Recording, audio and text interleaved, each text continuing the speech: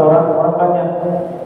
Nah, kalau memang dia salah, cukup panggil dia, dudukkan, kemudian berikan penjelasan, sampaikan nasihat. Jangan katakan orang, ini bukan adab yang benar. Imam Syafi'i mengatakan, man wa'adha aqahu sirran faqad nasahahu wa sada, wa man wa'adahu 'alaniyatan faqad fadahahu wa syada. Kata Imam Syafi'i, siapa yang memberi nasihat saudaranya secara sembunyi, sungguh dia betul-betul menginginkan kebaikan untuk saudaranya. Bukan sekedar tegur, tapi memang keinginannya supaya saudaranya ini jangan sampai keliru, jangan sampai salah. Memang ingin kebaikan dalam diri saudaranya. Tetapi kalau mengingatkan, menasihati saudaranya di depan orang banyak, ada dia maka fadahahu wa syana, ini sama saja mempermalukan dia dan membuat jelek dia di hadapan orang banyak. Jadi termasuk adabnya dalam bergaul itu, hendaknya kalau memberi nasihat, menegur orang, jangan sampai di depan orang banyak, jangan sampai membuat dia malu. Wasalisu ada yang keenam. Ada pertemanan, persahabatan yang keenam adalah ayyafu an zinnatihi wa habbatihi, yaitu memberikan maaf, memaafkan kesalahannya dan kehilafannya. Baik itu dalam urusan agama maupun urusan hak dirinya. Kalau urusan agama mungkin kesalahan yang dilakukan ketika maksiat disebutkan di sini. Mungkin dia melakukan maksiat. Kemudian ada juga kekeliruan atau kesalahan yang berkaitan dengan dirinya. Au bi haqqihi bi tafsirihi bil ikhwah. Mungkin temannya itu kurang memenuhi hak persaudaraan. Mungkin dia menyakiti kita. Maka hendaknya mudah memberikan maaf atas kekeliruan dan kesalahannya. Walau ma'al qudrati 'ala al-intiqami minhu idh huwa 'azzamu bil adri. Sekalipun sebenarnya kita mampu untuk membalas kesalahan dia itu. Sebenarnya mampu untuk membalas kekeliruan kesalahan dia itu, tetapi hendaknya memberi maaf lebih baik. Nah, 'azzamu bil adri, memberi maaf itu lebih besar pahalanya. Terutama ini Bapak Ibu yang dirahmati Allah, insyaallah pada besok kita sudah masuk bertepatan dengan Nisfu Sya'ban, insyaallah. Ini cukup luar biasa pada tahun ini. Bahwasanya Nisfu Sya'ban di tahun ini bertepatan pada malam Jumat. Yang mana kata Imam Syafi'i radhiyallahu anhu, aku punya riwayat, aku mendapatkan riwayat ada 5 malam. 5 malam yang dipastikan doa ketika dipanjatkan di malam ini tidak akan ditolak oleh Allah. Pertama, awalul lailatul min Rajab. Malam pertama bulan Rajab, sudah lewat. Yang kedua, Lailatul Fitri, malam Idul Fitri. Sebenarnya itu malam mustajab itu, bukan malam untuk menghabiskan waktu keliling-keliling begitu saja. Itu waktu berdoa. Wa Lailatul Adha, malam hari raya Idul Adha. Yang ketiga, yang keempat, Lailatul Jumu'ah, malam Jumat. Yang kelima, Lailatul Nisfi min Sya'ban, malam Nisfu Sya'ban, malam pertengahan Sya'ban. Sementara tahun ini malam besok itu sudah malam Jumat, Nisfu Sya'ban lagi, rangkap 2 sudah. Malam yang dipastikan doa makbul. Bahkan dalam satu riwayat Imam Baihaqi menyebutkan ini ada kaitan dengan memberikan maaf ini Bapak Ibu. Di dalam riwayat Imam Baihaqi Rasulullah bersabda, "Idza kana Lailatul Nisfi min Sya'ban," bila mana telah tiba Lailatul Nisfi min Sya'ban, malam Nisfu Sya'ban, fayaghfirullahu li jami'i khalqi. Malam itu Allah mengampuni seluruh dosa-dosa hamba. Jadi seluruh dosa hamba-hambanya diampuni malam besok itu. Kata baginda Nabi kecuali 2. Kecuali 2 golongan. Ini tidak dapat ampunan, dikecualikan oleh Rasulullah. Pertama, illa lil musyrikin, orang yang musyrik. Jadi seluruh hamba Allah yang 7 miliar atau 8 miliar manusia yang ada di bumi ini saat ini, dan bahkan yang sudah meninggal juga, itu diampuni oleh Allah, kecuali yang musyrik, kafir dan Rasulullah. Sudah jelas musyrik juga tidak masuk. Kalau kafir jelas dia tidak Tuhan. Dia tidak ngaku Allah sebagai Tuhannya. Kalau musyrik itu masih mensekutukan. Dia tahu Allah itu Tuhannya, tapi masih mensekutukan. Nah, kalau dulu di zaman jahiliyah, mereka tahu Abu Jahal itu tahu dengan Allah. Bahkan dalam Al-Quran disebutkan, وَلَئِنْ سَأَلْتَهُمْ مَنْ خَلَقَ السَّمَاوَاتِ وَالْأَرْضَ لَيَقُولُنَّ اللَّهُ. Kalau kau tanya Muhammad siapa yang menciptakan langit dan bumi, orang-orang Makkah itu yang musyriknya mengatakan Allah. Tetapi mereka musyrik, ini bedanya kafir dengan musyrik. Kalau musyrik itu mensekutukan Allah, ada selain Allah punya kemampuan, ada selain Allah punya kekuatan. Maka ini juga bisa berlaku pada orang Islam. Kalau nyembah patung mungkin tidak, tetapi meyakini selain Allah punya kekuatan bisa jadi. Punya senjata pusaka. Ini kalau ada barang ini, rumah saya ini tidak bisa. Sebab barang ini nanti benda pusaka ini menjadikan saya ini terjaga harta saya. Ini bisa terjadi.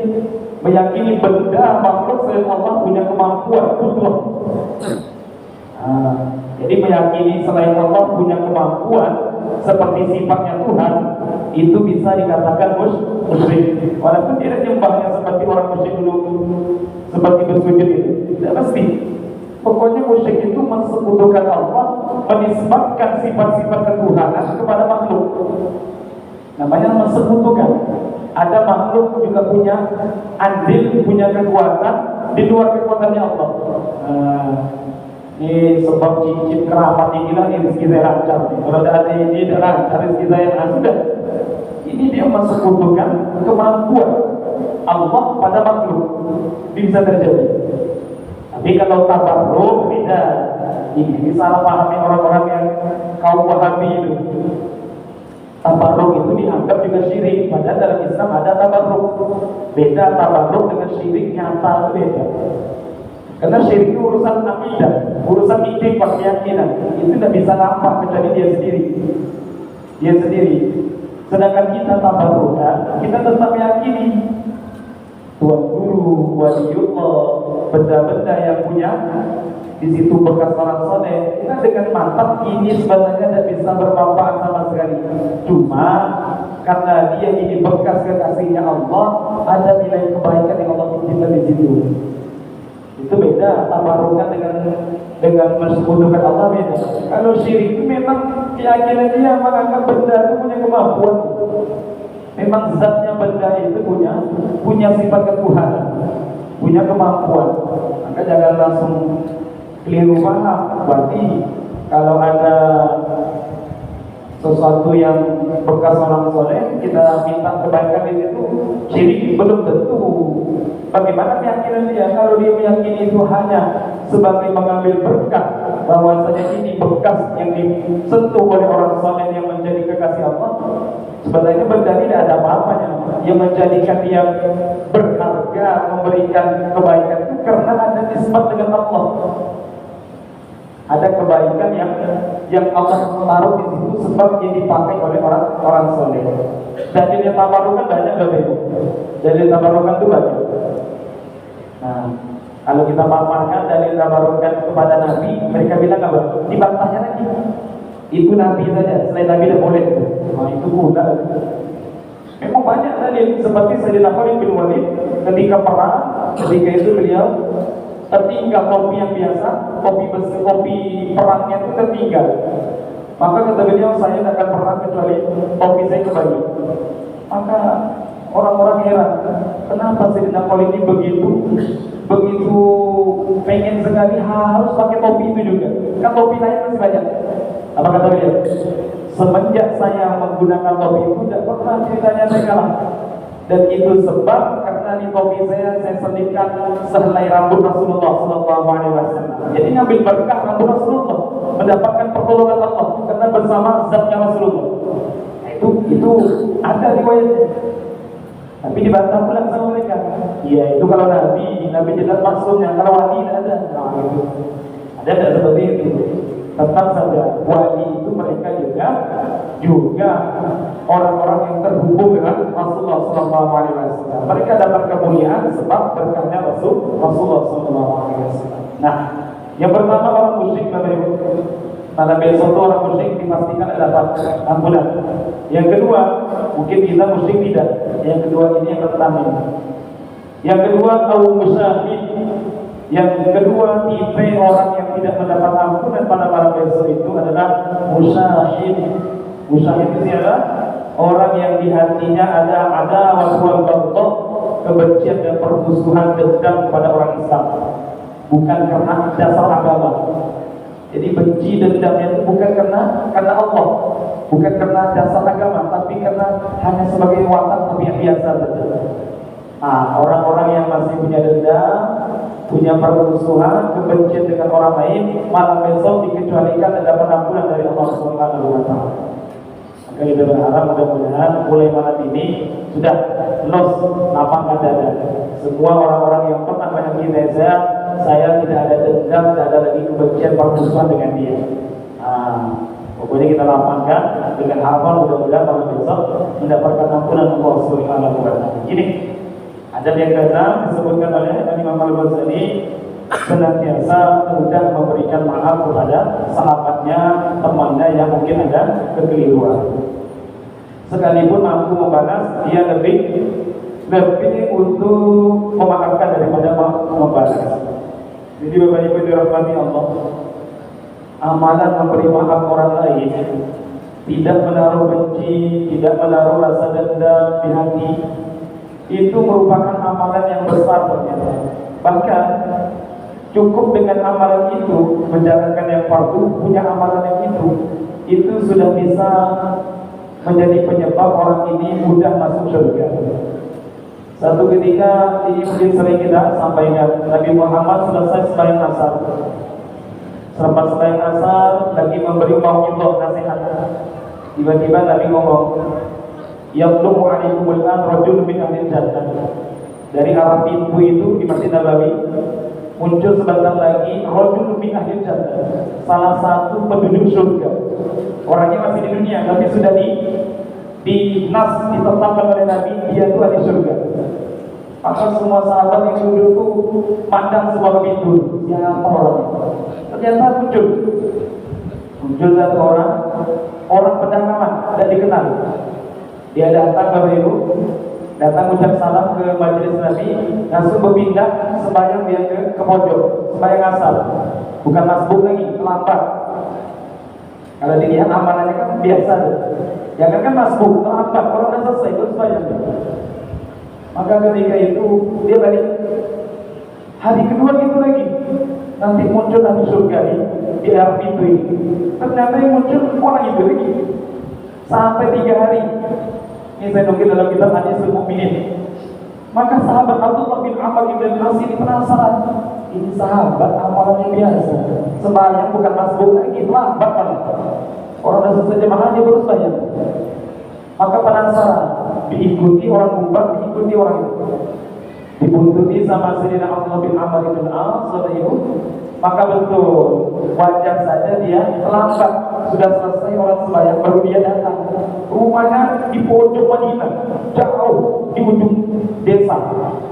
Pojok Madinah, jauh sekali rumahnya, tapi masih nyempatkan diri ke masjid. Walaupun dah lambat, masih mau masjid ya, tidak apa-apa lah. Yang penting masjid. Maka ketika dia ke rumahnya itu, Abdullah bin Amr itu lalu. Maka dipanggil sama yang punya rumah, si laki-laki tadi. Tuan, sini. Mau kemana? Saya musafir. Benar, musafir itu orang melakukan perjalanan. Saya musafir, di mana punya tempat untuk berteduh, untuk menginap. Maka dia bilang, di sini saja rumah saya. Memang inginkan dia. Dia ingin ngecek ini apa amalan istimewa orang ini. Kok 3 hari berturut-turut Nabi bilang ini di surga. Mesti punya amalan khusus yang menjadikan dia ini sudah ditetapkan oleh Nabi sebagai ahli surga. Maka senang Abdullah bin Amr bin As menginap di situ. 3 hari 3 malam menginap. Maka ketika itu, jadi orang Arab itu, mungkin kalau kita susah mempraktikkan. Mereka tuh paham betul hakul buyu, haknya tamu. Mereka ngamalkan haknya tamu itu kalau dijamu 3 hari 3 malam. Ceklah dalam kitab fikih. 3 hari 3 malam itu hak mereka itu dijamu, dilayani. Jangan ditanya-tanya dulu urusan keperluan dia. Kalau kita kan baru datang langsung interogasi. Mau kemana? Ada acara apa nih? Kalau orang Arab itu hak tamu itu dilayani dulu. Nah, jadi diinterogasi, dilayani, diservis. Hari ketiga barulah, karena sudah selesai, hak dia sudah habis. Kewajiban punya rumah sudah selesai, mencabut 3 hari. Ketika hari ketiga sudah habis, kita ada yang punya rumah tadi. Wah tua ini hajatnya sebenarnya apa? Mau kemana? Oh, kata Abdullah bin Amr bin As, saya ini sebenarnya tidak kemana-mana. Saya cuma memang sengaja ingin menginap di rumah kau. Aku ingin melihat apa amalan istimewamu. Akhbirni bi azka amalin amilta fa inni sami'tu bi syaratir Rasul sallallahu alaihi wasallam min ahli jannah. Aku minta kamu terus terang ceritakan kepadaku apa amalan istimewamu yang sehingga beberapa hari yang lalu aku dengar Nabi Muhammad SAW menyatakan engkau ini 3 kali merupakan ahli surga. Aku penasaran. Ketika di rumah kau 3 hari 3 malam, aku lihat kamu biasa aja. Siang dia ada puasa, malam juga ada banyak sholatnya, ada qiyamul lail. Kamu ini apa amalan istimewanya? Aku betul-betul tidak ngerti apa yang menjadikan engkau ini sudah dinobatkan oleh Rasulullah sebagai ahli surga. Coba ceritakan kepada saya. Kalau saya biasa saja sebagai kami sahabat, maka kata laki-laki itu, iya marhaba, amalanku seperti yang kamu lihat 3 hari 3 malam di rumah saya. Itulah amalan saya. Cuma ada satu yang kamu tidak lihat. Ghayra anni ma wajadtu bi nafsi ghishlan wala hiddan wala hasanan ala khairin a'tadallahu lil hadith. Hanya saja yang selama ini aku jaga, kata dia, aku selalu menjaga kolbu hatiku. Apa itu? Aku tidak pernah mendapati di dalam diriku rasa benci, rasa permusuhan, rasa dendam, rasa dengki kepada siapapun hamba Allah seorang pun. Maka kata Abdullah bin Amr, ini yang kami tidak punya, ini yang kami berat ini. Memang berat amalan itu, tidak punya rasa benci, tidak punya rasa musuh, rasa dendam, rasa dengki kepada siapapun. Memang berat, memang berat. Apalagi kalau orang itu sudah keterlaluan yakini kita, waduh itu untuk menerima itu memang tidak mudah ya. Tapi ya disitulah, karena amalan itu berat, maka balasannya juga besar dari Allah Subhanahu wa Ta'ala. Maka Rasulullah SAW itu juga dulu pernah dalam surah An-Nahl ayat 126 Bapak Ibu itu punya keinginan balas dendam. Balas dendam kasaran bahasanya saja, maksudnya membalas perbuatan orang kafir. Ketika paman beliau perang Uhud, Sayyidina Hamzah dimutilasi, dipotong telinga, hidung, kemudian dibedah dada, dikeluarkan isi dalamnya. Maka melihat pamannya seperti itu, bagi Nabi ini ya manusiawi. Siapa yang tidak marah? Manusiawi, umumnya manusia sudahlah paman. Nabi dengan Sayyidina Hamzah ini malah paman, tapi sepersusuan, umurnya agak sebaya. Biasa ya, kita kan kadang paman itu agak sebaya dengan keponakan. Ini Nabi Muhammad dengan Sayyidina Hamzah memang tidak begitu jauh, bahkan sepersusuan. Maka ada seorang dulu pernah menyuruh Nabi nikahi putri Sayyidina Hamzah. Kata Nabi, aku itu dengan Sayyidina Hamzah sepersusuan, tidak mungkin aku menikahi anaknya, karena sebab jatuhnya anaknya keponakanku. Walaupun paman tapi sepersusuan, pernah sesusu dengan satu ibu. Maka sudah dekat paman sepersusuan, 3 Allah lagi. Memang kuat betul Sayyidina Hamzah. Diberlakukan seperti itu, betul-betul sedih Nabi dan ingin membalas. Terucaplah kata-kata, wallahi, depan jenazah paman beliau, lagi al-Qur'an yang Allah bimu minta umat bila Nabi bisa mengingatkan, wahai paman, demi Allah, kalau satu waktu kan perang Uhud orang Islam kalah itu. Nanti ada masanya Allah menangkan aku dalam peperangan atas orang kafir, akan kubalas satu nyawa kau ini dimutilasi, 70 orang kafir akan mutilasi. Dan umat bilang tahu, aku mutilasi 70 orang kafir untuk balas nyawa kau. Ini kurang ajar betul orang kafir. Sudah dibunuh, dimutilasi. Maka turun ayat 126 An-Nahl. Wa in 'aqabtum fa'aqibu bimithli ma 'uqibtum bihi wa la in sabartum lahuwa khairul lis-sabirin. Jika kalian ingin membalas, maka balaslah dengan setimpal. Jadi tidak boleh Muhammad yang satu nyawa yang satu yang dibalas. Ini kamu balasnya terlebih di 70, satu yang balas satu. Ini tarbiyah Allah kepada Nabi Muhammad sebenarnya untuk umat juga. Kalau ingin balas boleh balas, tapi balas yang setimpal. Namun dilanjutkan oleh Allah. Ini hukumnya memang seperti itu supaya adil. Kalau kita disakiti boleh balas tapi setimpal. Namun Allah menganjurkan apa Allah? Wa in sabartum lahuwa khairul lis-sabirin. Tapi kalau kau sabar, sungguh orang sabar itulah yang lebih baik. Akhirnya Nabi mendengar ayat itu, Nabi langsung katakan, "Bal nasbiru, aku lebih memilih untuk bersabar, tidak membalas." Inilah pilihan Rasulullah SAW. Lebih baik nih, walau ma'al qudrati 'ala al-intiqam, sebenarnya mampu untuk balas, tapi dia lebih memilih untuk memaafkan. Memaafkan orang lain. Baik, kita lanjutkan. Wala ya'tiba 'alaihi, dan ketika saudara yang melakukan satu kesalahan, jangan sampai dia mencaci atau mencela perbuatannya dengan kebencian. Nah ini memang susah nih sebenarnya. Dosa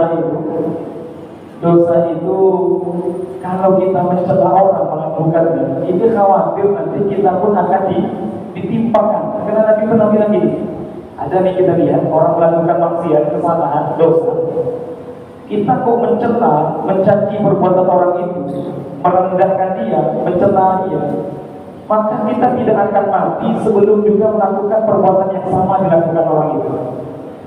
Sabda Nabi, "Man ayyara Allahu bi dzambin lam yaqul hatta yahmala." Siapa yang mengejek saudaranya yang melakukan dosa, dia tidak akan mati orang yang mengejek sebelum dia juga melakukan perbuatan itu. Jadi hukumannya seperti itu. Walaupun kata ibu dalam hadis ini, Syekh Mullah Ali Qawli rahmatullahi alaihi dalam Mirqatul Mabati menjelaskan itu dosa yang seperti apa. Beliau menyebutkan yakni min dzambin qad minhu, dosa yang orang itu sudah taubat, bukan dosa orang yang belum taubat. Ini penjelasan Syekh Mullah Ali Qawli. Jadi ada orang buat dosa nih, si A buat dosa. Kalau dosanya belum dia tobat, itu tidak masuk di sini.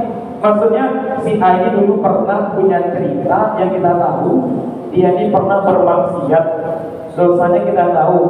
Sementara sekarang si A sudah tobat dari melakukan dosa itu, hijrah ke bahasanya. Nah, kok kita ngejek dosa yang dia sudah tobat itu, kita tidak akan mati sebelum kita pun dihukum melakukan dosa yang pernah dilakukan si A. Ini menurut Syekh Mullah Ali Qawli. Tetapi menurut yang pendapat lain tidak, itu dosanya walaupun dia belum tobat atau sudah tobat, kalau dicela, diejek, hati-hati. Berdasarkan sabda Nabi riwayat Ibnu Majah, kata beliau, dosa itu betul-betul sial. Kenapa sial? Al-dzunbu syuqqun 'ala ghairi fa'ili. Jangankan untuk orang yang melakukannya, orang yang tidak melakukan dosa itu pun kena imbasnya. Kesialan dosa itu apa kata beliau? Pertama, in ayyarahu betul yadi. Nah ini untuk orang lain, si A berdosa, si B yang melihat, maka sial dosa si A ini bisa kena ke si B. Apa itu? Yang pertama, in ayyarahu bidzambin ibtalahu, kalau si B mencela, mengejek perbuatan dosa si A, si B akan dihukum melakukan dosa itu juga. Tapi kan tidak pasti tobat dulu.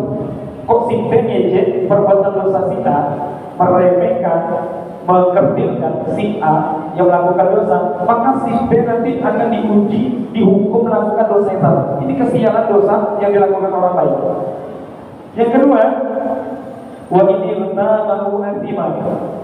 Kesialan yang kedua, kalau si B menghibah dosa si A, B akan mendapat dosa hibah. Bayangkan, serba salah itu, dibuatnya serba salah, betul-betul sial gitu.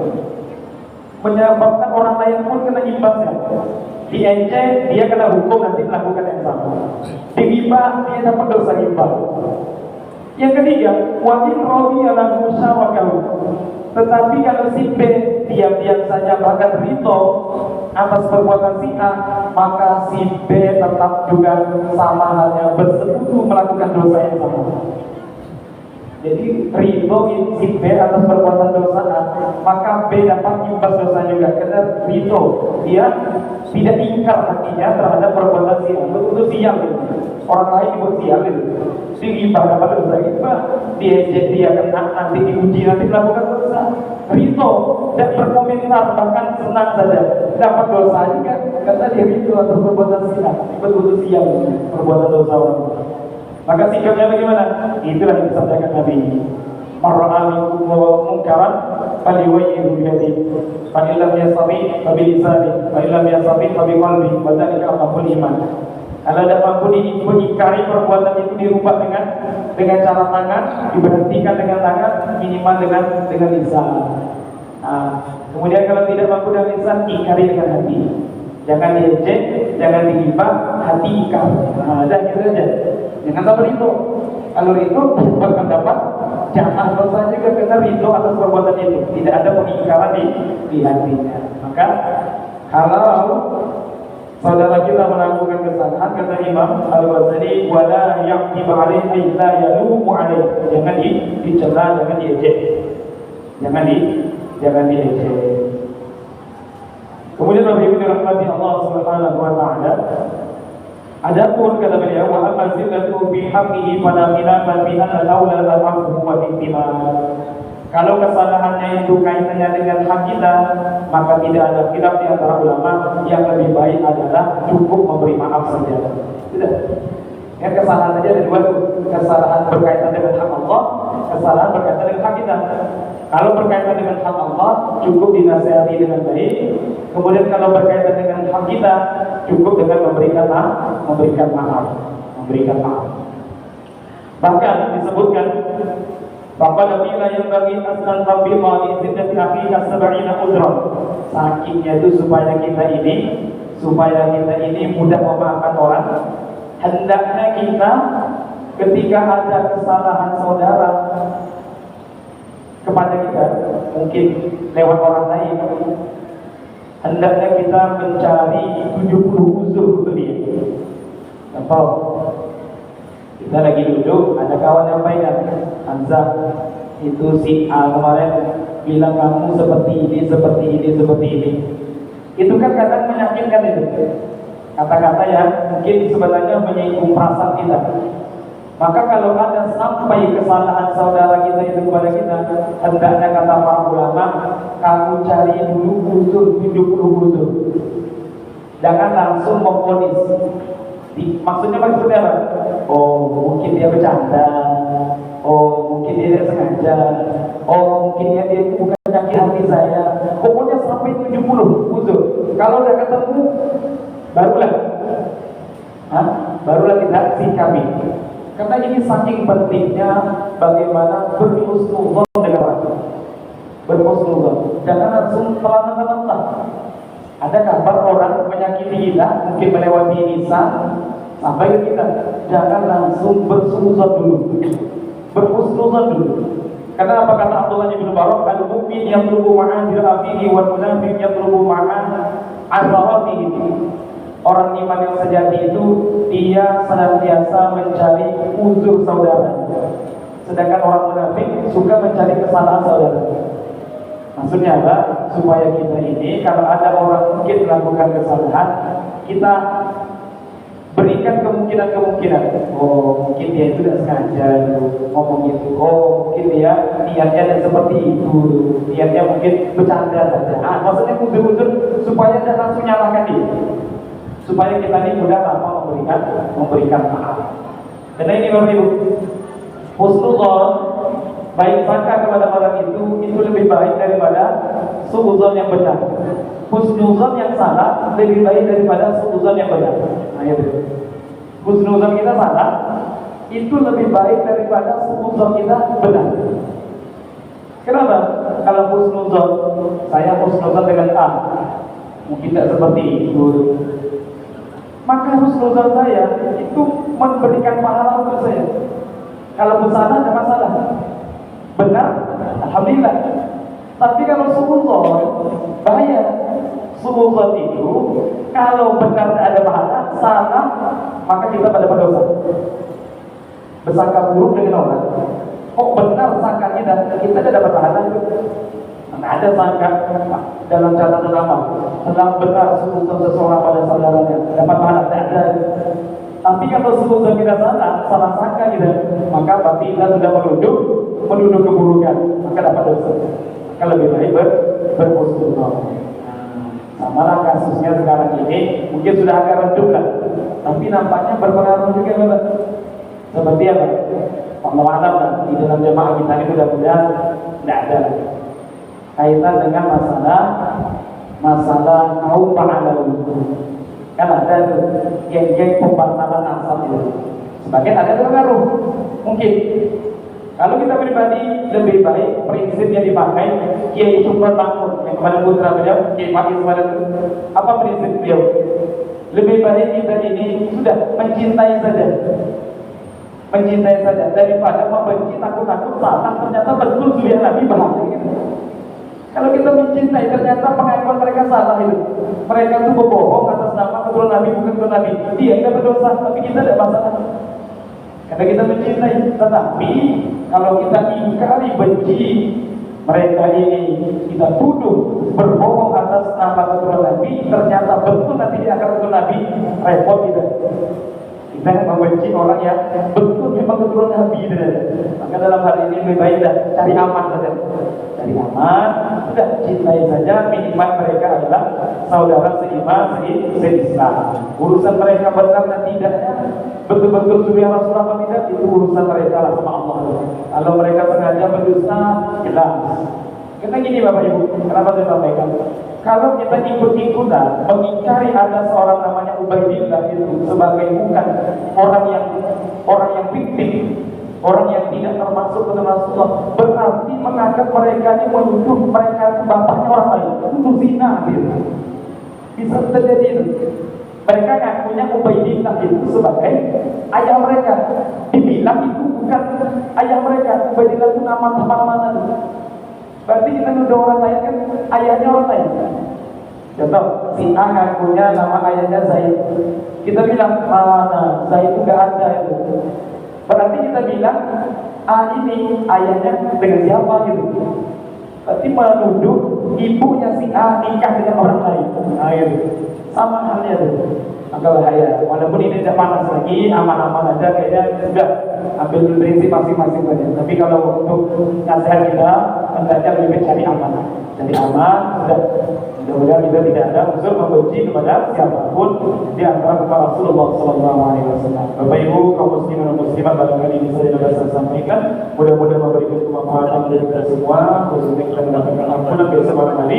Insyaallah kita sama-sama berdoa dan mengharapkan ampunan dari Allah Subhanahu wa taala. Bila tutup dan tasbih kafaratul majlis, subhanakallahumma wa bihamdika, asyhadu an la ilaha illa anta, astaghfiruka wa atubu ilaik. Bismillahirrahmanirrahim. Alhamdulillahirabbil alamin wassalatu wassalamu ala asyrafil anbiya'i wal mursalin sayyidina wa maulana Muhammad wa ala alihi wa sahbihi ajma'in. Allahumma anfa'na bima 'allamtana wa 'allimna ma yanfa'una wa zidna 'ilma. Alhamdulillahi 'ala kulli hal wa na'udzu billahi min hali ahli an-nar. Wa sallallahu ala sayyidina Muhammad wa ala alihi wa sahbihi wa baraka wa sallam. Walhamdulillahi rabbil alamin. Assalamualaikum warahmatullahi wabarakatuh. Betul awak. Sikap anda itu.